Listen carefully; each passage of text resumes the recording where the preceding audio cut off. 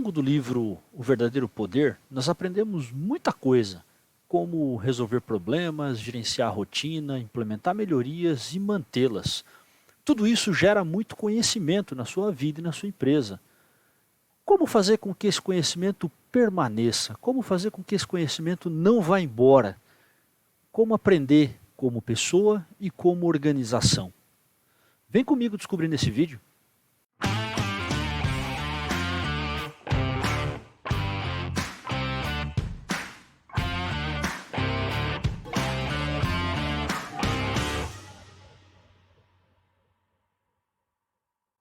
E vai para a parte 3 do livro, que é somente o capítulo 10.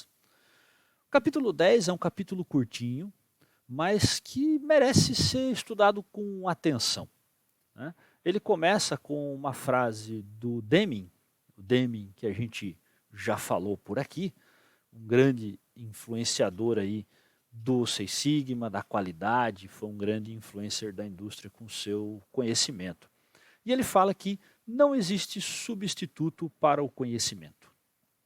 Não existe substituto para o conhecimento. É interessante essa frase, porque aí ele começa falando, né, do capítulo 10, e o capítulo 10 tem como título Gerenciamento da Aquisição de Conhecimento na Organização. Gerenciamento da aquisição de conhecimento na organização.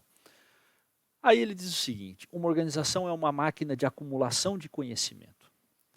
E ele fala dos fatores básicos que são importantes para acumular esta riqueza, que é o conhecimento. Ele fala do tempo, das metas, da cultura, da motivação e da padronização. E aí fala da importância do baixo turnover. A mente humana é o registro de conhecimento tácito. E o turnover, se vocês lembrarem, né, e se não tiverem esse ponto na cabeça, vão lá no episódio do Deming, onde a gente fala sobre as doenças da organização, né? O Deming já falava que uma das doenças da organização era a rotatividade de pessoal. E a gente fala que é até importante, muitas vezes, numa empresa, a rotação das pessoas, quer dizer, as pessoas passarem por diversos departamentos dentro da organização, então rotacionar, né, as pessoas dentro da organização, para que elas tenham um conhecimento mais amplo da organização, mas a rotatividade é uma doença organizacional, ela é ruim, o turnover, que é a rotatividade, é ruim para a organização, porque você perde conhecimento. Quando você traz pessoas, você pode estar trazendo conhecimento de fora, mas quando as pessoas saem, elas levam boa parte do conhecimento embora. E ele fala do gerenciamento do aprendizado como veículo ali, né, de melhoria da organização, e fala de 5 tópicos, né, importantes para esse gerenciamento do aprendizado, que é metas bem estabelecidas, prática da análise e síntese, quer dizer, novos conhecimentos a partir da informação, aquisição do conhecimento, e aquisição de conhecimento técnico através de treinamentos. Depois, executar, quer dizer, não adianta adquirir conhecimento se não tiver prática, execução disso, acompanhar os resultados, porque pode ter uma execução errada ou o conhecimento pode não ser importante de fato para a organização, e difusão das novas práticas por meio lá do SDCA, que é o Standardization, lá, a padronização, né? É o PDCA sendo desdobrado. E ele chama atenção para o Peter Senge, a gente já falou aqui do livro do Peter Senge, A Quinta Disciplina. Então esse acho que é o capítulo 10, ele é curtinho, mas quando ele cita o Peter Senge, ele abre um leque enorme para um livro enorme que fala da Quinta Disciplina, né? Onde ele coloca uma figura, inclusive a figura 10.1 do livro, né? Essa figura ela fala um pouco desses passos, né, da aquisição e padronização do conhecimento, dizendo que o conhecimento ele precisa ser criado, depois aprendido, ele pode ser copiado e difundido, né? Então, em algum momento, em algum ponto, o conhecimento foi criado. Ele pode ter sido criado dentro da empresa, dentro da organização ou fora, né? De qualquer forma, ele vai ser aprendido. Depois de aprendido, ele vai ser copiado e depois difundido. Né? Agora, é importante que, se a sua organização consegue criar conhecimento, ela vai estar na fronteira do conhecimento. É por isso que muitas organizações grandes, muitas organizações que estão geralmente aí na ponta, elas têm grandes investimentos em universidades, grandes investimentos em pesquisas nas universidades. Tem muitas histórias de investimentos que não tiveram retorno, porque foi um conhecimento gerado que não era relevante para a organização, talvez seja relevante para outras pessoas e para outras organizações, mas, ok, alguém tem que investir nas pesquisas. Né? Agora, quando um conhecimento importante é gerado, esse conhecimento geralmente gera aí grandes ganhos para essa organização. Né? E como que se dá essa distribuição depois? Ela pega esses grandes ganhos e investe de novo em pesquisa, desenvolvimento, gerando outras coisas boas, né, para a humanidade, para a sociedade como um todo. Né? E aí ele fala o seguinte, né? Governos ou empresas, todos queremos resultados. E quanto mais conhecimento for adquirido, né, mais resultados teremos. Isso é uma frase bem interessante, né, do resultado aliado ao conhecimento. Aí ele coloca um tópico sobre o processo de aprendizado, falando um pouquinho até da pirâmide de Maslow. Né? Isso é baseado aqui também, é um resumo bem legal do que você encontra também no livro do Peter Senge. Ele fala que o conhecimento tem que ser diário, ele tem que ser contínuo, né? Diariamente, e para que isso possa acontecer, né, pelo menos 90% ali seja de iniciativa da própria pessoa. Mas ele pode ser provocado. É interessante isso, né? Porque não adianta você empurrar a pessoa para adquirir conhecimento. A pessoa vai até ler, ouvir, tentar entender, mas ela não vai aplicar o esforço necessário muitas vezes. Então ele fala que 90% da aquisição de conhecimento, ela acontece, né? A aquisição de conhecimento, ela só acontece bem, de fato, quando 90% da iniciativa é da própria pessoa. Né? Aí ele fala que uma pessoa de potencial médio, né, pode, depois de um determinado número de anos, saber mais coisas do que uma pessoa de alto potencial, dependendo do nível de aprendizado diário. Né? Basta que esse último não tenha sido submetido a condições desafiantes. Né? Quer dizer, o cara que tem um potencial alto não foi desafiado, não tentou aprender nada, né? E aí aquele indivíduo médio, ele ultrapassa em conhecimento e habilidade a pessoa de alto potencial. Né? Eu vi uma vez uma comparação com jogadores de futebol, e jogadores, tem a história do Pelé até, que é bem difundida, mas jogadores de futebol, jogadores com menor potencial avaliado pelos treinadores, quando desafiados e quando aplicaram maior intensidade de treino e treino diário, eles acabaram se tornando jogadores melhores do que jogadores que tinham um alto potencial, mas por ter esse alto potencial, não treinaram com disciplina e acabaram ficando para trás. Acabaram sendo superados pela disciplina. Né? Então aí o talento inato superado pela disciplina, e eu acredito que vocês tenham outras muitas histórias parecidas com isso. Se tiver, comenta com a gente, vai na nossa rede social, né? Conta essa história para a gente, que a gente quer saber também. Né? E ele fala que as posições de trabalho que exigem grande absorção de conhecimento devem ser preenchidas, né, com pessoas de alto potencial ali, e alta disciplina.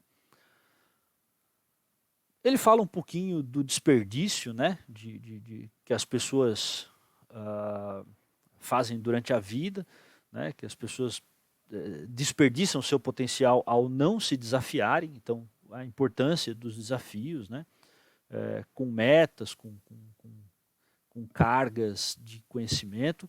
E ele coloca uma figura 10.2 do livro, colocando ali o tempo de vida, a quantidade de conhecimento, a curva potencial e a curva real que a gente normalmente atinge, né?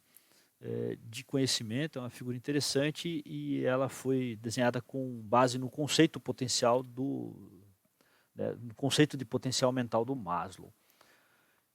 E aí tem uma frase interessante aqui que ele coloca o seguinte, abre aspas, portanto, dentro de uma organização, uma pessoa deve ser constantemente desafiada a buscar conhecimentos novos e isso deve ser feito por meio de meta ou mudando-se o cargo da pessoa para formar ou criar, né, um desconforto, fecha aspas.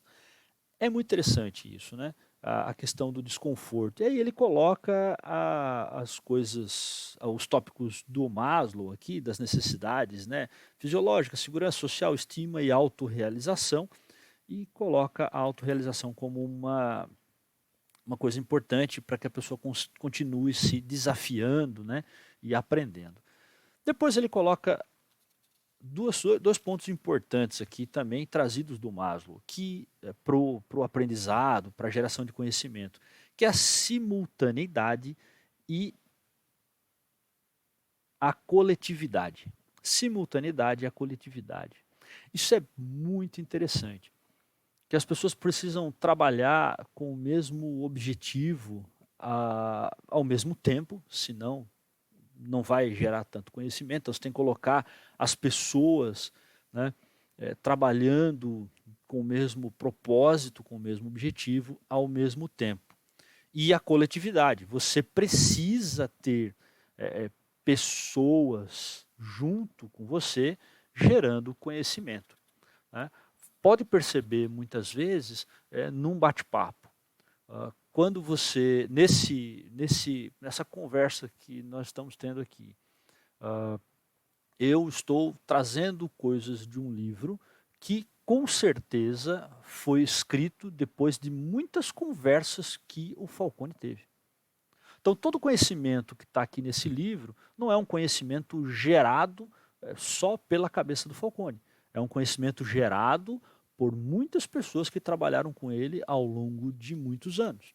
E tudo que você tem de conhecimento aí na sua cabeça também, pode ter certeza que foi gerado, né, através de trabalhos coletivos, através da coletividade. Depois ele fala, né, aí ele comenta um pouquinho mais da questão da coletividade, fala alguns pontos bem interessantes, né, do trabalho coletivo, o equilíbrio mental das pessoas, né? E aí ele vai para um tópico chamado de gestão do conhecimento. A gestão do conhecimento ele coloca como um ponto importante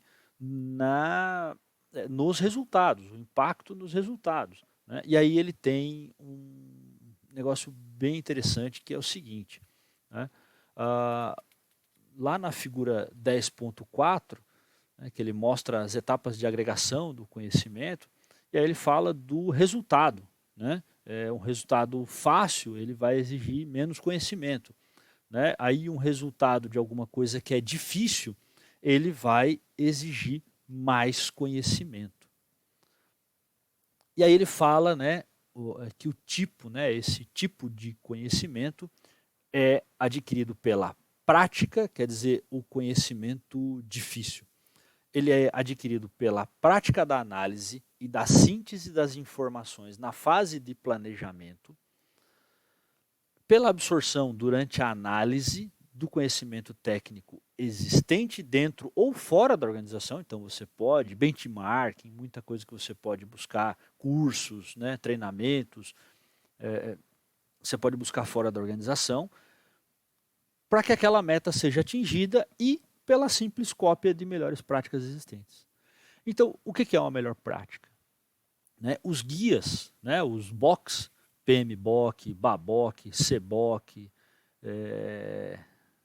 QBOK da qualidade, a gente já falou de alguns BOCs aqui em outros episódios. Se vocês quiserem episódios sobre os BOCs, a gente pode fazer, né, episódios sobre esses vários BOCs que a gente tem distribuídos pelo mundo, que são nada mais, nada menos que a compilação de melhores práticas para uma determinada atividade, para uma determinada área, né? Dificilmente os box têm ali um conhecimento proprietário, um conhecimento gerado naquele box. Os box normalmente são uma compilação de várias práticas, várias técnicas, ferramentas que você pode utilizar numa atividade específica. E aí ele fala de duas estratégias do conhecimento, né? Ele fala de duas estratégias que são estratégias da codificação e da personificação. Eu falei que ia citar, né, na gestão do conhecimento a importância ali dos procedimentos operacionais, da formalização muitas vezes. E a codificação é justamente isso, é pegar o conhecimento que alguém tem e colocar num manual, colocar num procedimento padrão, numa instrução de trabalho, num banco de dados. Eu costumo dizer que a implantação de um sistema, muitas vezes, de um ERP ou de um sistema vertical, uma das grandes vantagens, e é um trabalho bastante complexo e pesado, mas é uma das grandes vantagens da implantação de um sistema informatizado, é a formalização do conhecimento. Você vai pegar processos que estão na cabeça das pessoas e vai transformar em processos padronizados, né? É claro que todo processo vai ter aquele ponto de decisão, aí é onde a pessoa continua atuando, mas você pode escalar isso e várias pessoas realizarem o mesmo processo. Então você automatiza atividades rotineiras, mas para automatizar você tem que formalizar esse conhecimento codificando. E a personificação? Aí é onde a gente tem pessoas que têm conhecimento, esse conhecimento é difícil de ser padronizado, de ser codificado, mas você passa, né? Então o detentor do conhecimento ele vai treinar, ele vai passar esse conhecimento para outras pessoas. É quando você pega um gerente de projeto, um consultor, um gerente de área, um líder, um coordenador, e aí você treina ele para ser líder, você treina ele para ser gerente de projeto, você treina ele para ser consultor. Você tem bastante coisa escrita, você tem bastante material escrito. Um vendedor, por exemplo, você tem técnicas, mas além das coisas escritas, você precisa trazer outras pessoas que detêm aquela técnica, que já fizeram aquilo durante muito tempo, para treinar essas pessoas que vão fazer a partir de agora. E aí lembrando que o treinamento é diferente da capacitação, né? Lá no nosso episódio sobre educação a gente explica um pouco disso. E o treinamento não é somente uma aula, o treinamento pode ser algo mais extenso, né? É algo um pouco mais constante, né? E dentro dessa questão da personificação, há muito conhecimento tácito sendo passado. Ele fala aqui também do 80-20 nessa estratégia de conhecimento, né, que algumas organizações, né, elas vão usar isso 80-20, né, mas uma delas sempre vai ser 80%. Geralmente a organização que exige mais conhecimento tácito, como as consultorias, escolas, né, empresas de treinamento, elas vão usar muito mais a personificação, né? E empresas de processos mais regulares, de produção, muitas vezes vão usar a codificação, né? E aí ele fecha com isso, né, falando sobre essas duas estratégias, a parte sobre o gerenciamento da aquisição do conhecimento. Depois, para finalizar o livro, ele tem uma parte 4, que é a mensagem final, onde ele coloca um grande resumo das coisas que ele acha importante no livro. São 17 tópicos, eu não vou ler os tópicos aqui porque vai ficar muito extenso, esse episódio vai ficar muito longo, né? E a gente pode fazer então um episódio no YouTube ou um outro episódio aqui no podcast, nos digam o que vocês preferem. E a gente faz um episódio falando dessa mensagem final do livro do Falcone, discutindo esses 17 tópicos que ele coloca como muito importantes. Nos apêndices ele coloca alguns modelos muito interessantes para serem utilizados, que vocês podem usar no seu dia a dia, tanto na vida como na empresa. Ao longo do livro Verdadeiro Poder, você aprendeu muita coisa legal. Nós trouxemos muita coisa legal na análise desse livro. Você quer mais livros? Você quer mais análises de livros aqui no canal? Então curte, compartilhe o vídeo, comente aí embaixo qual livro você quer que a gente analise aqui no canal. E continue com a gente nos próximos vídeos.